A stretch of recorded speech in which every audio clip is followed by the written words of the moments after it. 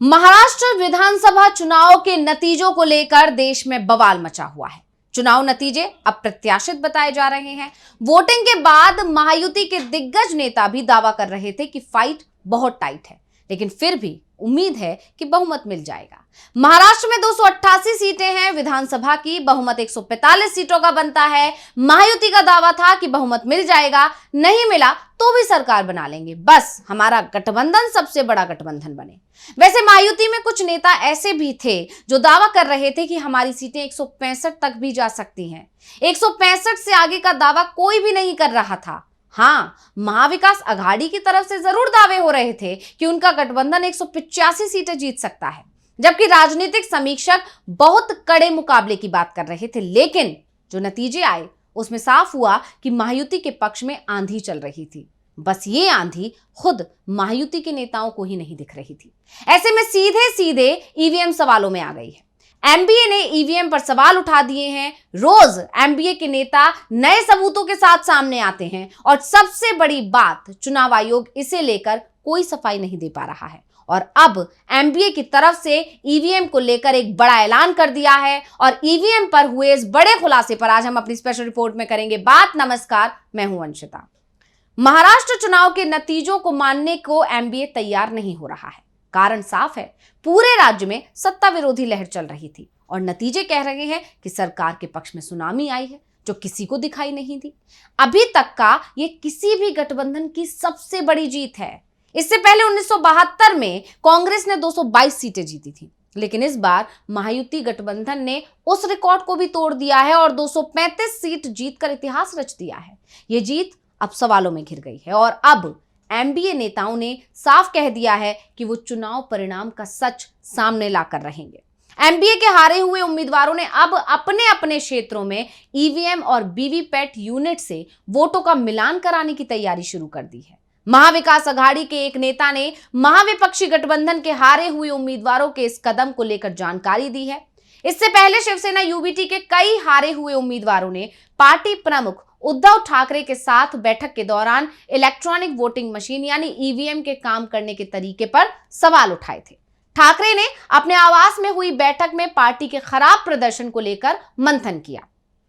मुंबई की चांदीवली सीट से चुनाव हारने वाले कांग्रेस के नेता आरिफ नसीम खान ने कहा कि हमने इस मुद्दे पर ठाकरे से बात की। उन्होंने ये भी बताया कि कार्यकर्ताओं से शिकायत मिली है कि ईवीएम से छेड़छाड़ की आशंका काफी ज्यादा है। कई लोगों ने नतीजों पर शंका जाहिर की है। एक लोकतंत्र में इन शिकायतों का सत्यापन जरूरी है और इसलिए मैं और कई लोग जिन्हें भी हार मिली है वो ईवीएम वीवीपैट में वोटों का सत्यापन कराएंगे। वहीं दूसरी तरफ उद्धव ठाकरे के नेतृत्व वाली शिवसेना के एक विधायक ने भी डाले गए वोट और गिने गए वोटों में मेल ना होने की बात कह डाली है। उन्होंने कहा कि लगभग सभी उम्मीदवारों ने ईवीएम को लेकर शंका जाहिर की है। ऐसे में अब यह फैसला हो गया है कि ईवीएम के परिणामों का वीवीपैट मशीन की पर्चियों से मिलान कराया जाएगा। अगर ईवीएम और वीवीपैट के वोटों में अंतर आता है तो फिर पूरे चुनाव को रद्द किया जाना चाहिए और इस मांग को विपक्ष उठाएगा। तो अब हम आपको बताते हैं कि किस नियम के आधार पर एमबीए के नेता वीवीपैट की पर्चियों का ईवीएम से मिलान कराने का दावा करेंगे।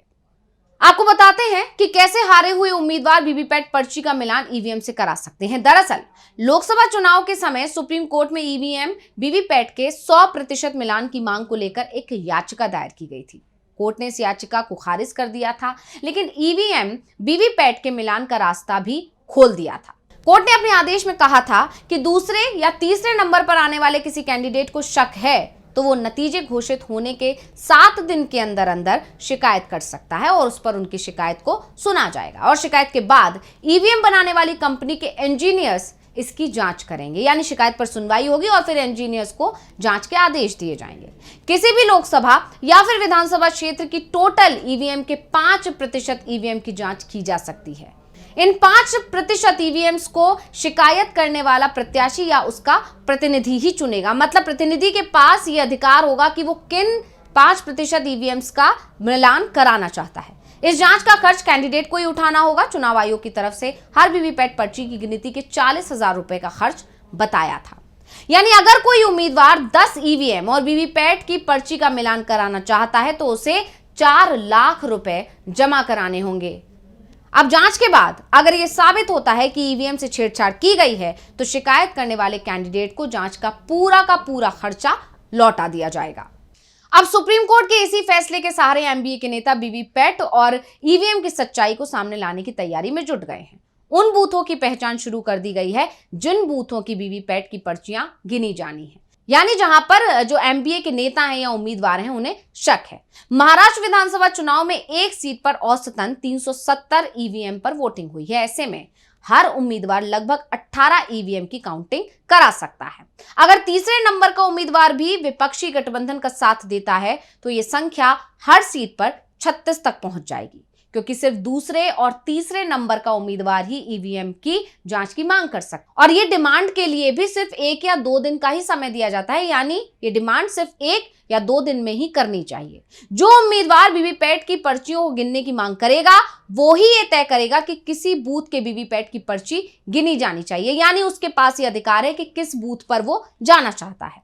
अब अगर सवाल इस बात पर भी उठ रहे हैं कि अगर वीवीपैट की पर्चियों और ईवीएम के नतीजों में अंतर आता है तो क्या होगा? क्या पूरा का पूरा चुनाव रद्द किया जाएगा? तो वैसे आपको बता दें कि महाराष्ट्र में चुनावी नतीजों में महायुति को जबरदस्त जीत हासिल हुई। राज्य की 288 सीटों वाली विधानसभा में महायुति को 235 सीटें मिली, जिसमें से 5 सीटें महायुति में शामिल छोटे दलों के हिस्से में आई थी। महाविकास अघाड़ी की सिर्फ 48 सीटें ही हासिल कर पाई। एमबीए में शिवसेना यूबीटी 20 सीटों के साथ सबसे बड़ी पार्टी बनी, जबकि कांग्रेस को सिर्फ 16 सीटों पर जीत मिली। वहीं एनसीपी एसपी को महज 10 सीट पर ही जीत हासिल हुई, जबकि 2019 की तरह समाजवादी पार्टी एक बार फिर 2 सीट जीतने में कामयाब रही थी, यानी समाजवादी पार्टी ने अपनी दोनों की दोनों सीट्स बचा ली, जबकि एमबीए गठबंधन को बहुत करारा झटका लगा। जबकि लोकसभा चुनाव में एमबीए गठबंधन का प्रदर्शन बहुत अच्छा रहा था और एमबीए में सबसे ज्यादा अच्छा प्रदर्शन कांग्रेस का रहा था। लेकिन इस बार जब विधानसभा चुनाव के नतीजे आए तो नतीजे तो पूरी तरह पलट गए और चौंकाने वाले नतीजे आए थे, क्योंकि जो नतीजे आए हैं उसकी उम्मीद तो बीजेपी को भी नहीं रही होगी। और इसी को देखते हुए अब विपक्ष ने ईवीएम के खिलाफ बड़े आंदोलन की तैयारी कर ली है। लगातार विपक्ष के नेताओं की तरफ से यह ऐलान किया जा रहा है कि वो इस मुद्दे पर अब चुप नहीं बैठेंगे। संजय राउत से लेकर उद्धव ठाकरे तक, शरद पवार से लेकर मल्लिकार्जुन खड़गे तक एक सुर में ईवीएम के खिलाफ मोर्चा खोल रहे हैं। वहीं आपको बता दें कि इससे पहले तालकटोरा स्टेडियम में मल्लिकार्जुन खड़गे ने भी ईवीएम के खिलाफ एक आंदोलन का ऐलान किया था। उन्होंने साफ साफ कहा था, जिस तरह से राहुल गांधी के नेतृत्व में देशव्यापी भारत जोड़ो आंदोलन चलाया गया, भारत जोड़ो यात्रा निकाली गई, उसी तरह से अब ईवीएम के खिलाफ सारे विपक्षी दल एकजुट होकर एक अभियान निकालेंगे।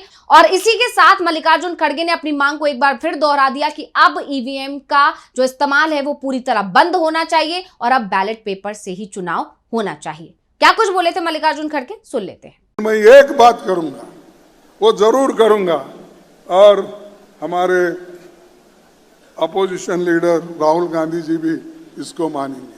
अरे हमारा सब जितनी भी शक्ति लगा के एससी एसटी ओबीसी गरीब तबके के लोग, छोटे कम्युनिटी के लोग, ये लोग जो अपना वोट दे रहे हैं वो वोट फजूल जा रहा है। नहीं, वो ईवीएम छोड़ दो, हमको ईवीएम पीवीएम कुछ नहीं, हमको होना बैलेट पेपर पे वोट, बस।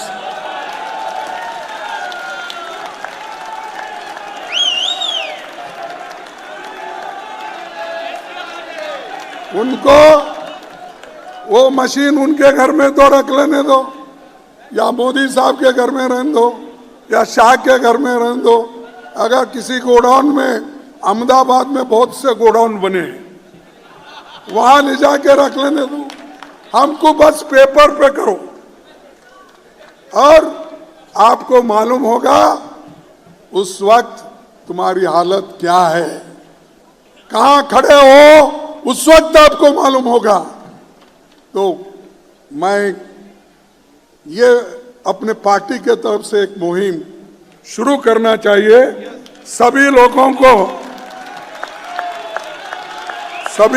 को कहना चाहिए, सभी पार्टियों को भी हम कहेंगे, और राहुल गांधी जी के नेतृत्व में जैसा भारत जोड़ो यात्रा निकाले वैसा ही ये पेपर, बैलेट पेपर हमको चाहिए।